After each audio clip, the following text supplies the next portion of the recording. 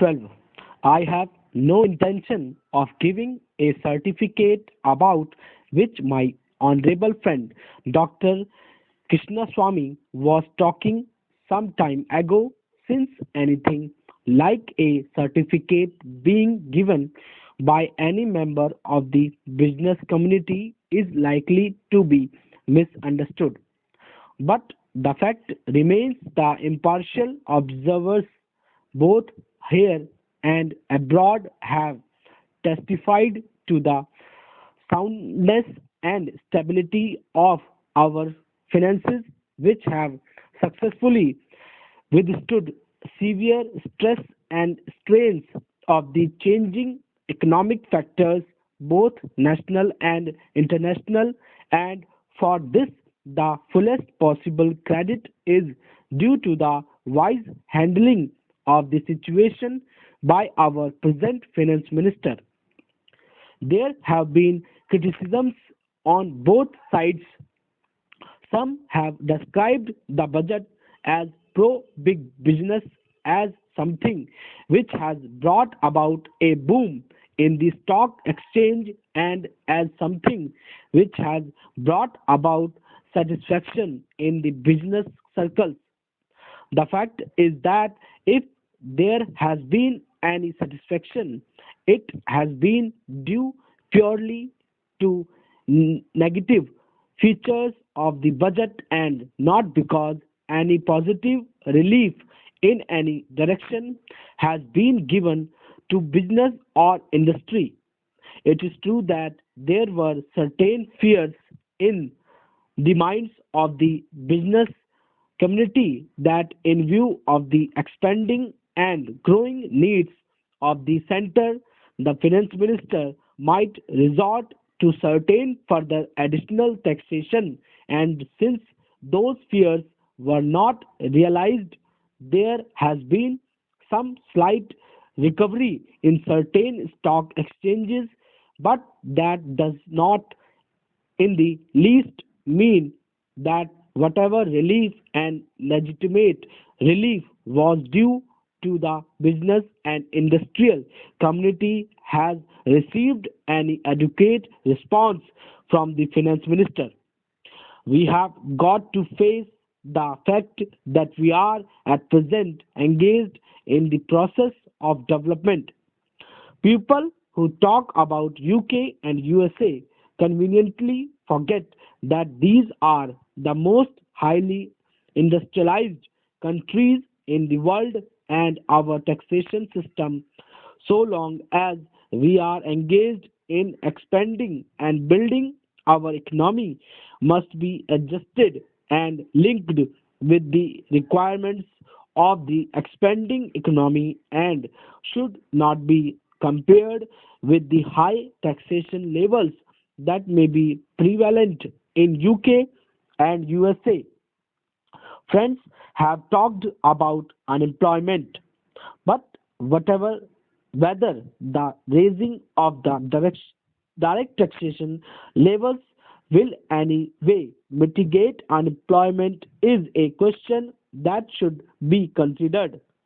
If the finance minister gives substantial relief in direct taxation, I think that might lead to an acceleration in the pace of development. So it has to be considered whether it is relief in taxation which will lead to a reduction of unemployment, or whether it is raising of taxation to the utmost levels which will dry up the resources and channels of capital formation and thereby not only retard all further development but might also throw the functioning of present industries out of gear. So, my submission is that when the Taxation Inquiry Committee has been appointed, it is only logical to expect that no substantial changes in the taxation structure will be made until the findings of that expert committee are known, until we know the incidence of taxation in the various sectors of our economy. Now, coming to the question of deficit financing, I am afraid that my esteemed friend's attitude was somewhat different from the line of opinion in the business and industrial community. Not that we advocate deficit financing for bringing any artificial rise in prices, but the fact is that those who have criticized deficit financing have not suggested any other alternative or made any other constructive suggestion which will be bring about necessary development plans.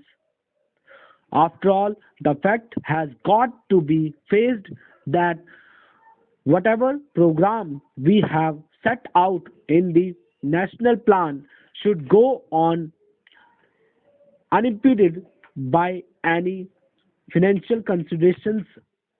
An assurance has been given by the finance minister that so far as financial resources are concerned, he will ensure that the 5 year plan will not any way be retarded. In this direct connection, I can only say that deficit financing is one thing so far as the revenue budget is concerned, so far as normal expenses and expenditure are concerned. Certainly, nobody would advocate deficit financing, which might be very undesirable.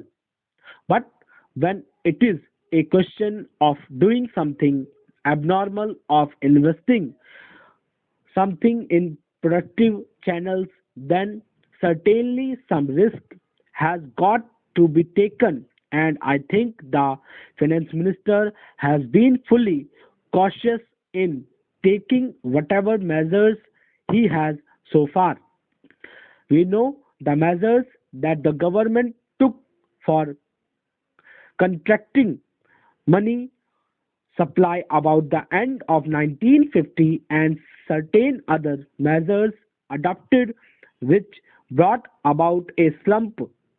Also, from time to time, the finance minister did not hesitate to mop up the surplus, which, as the records would show, has been about rupees 300 crores during the past 4 or 5 years.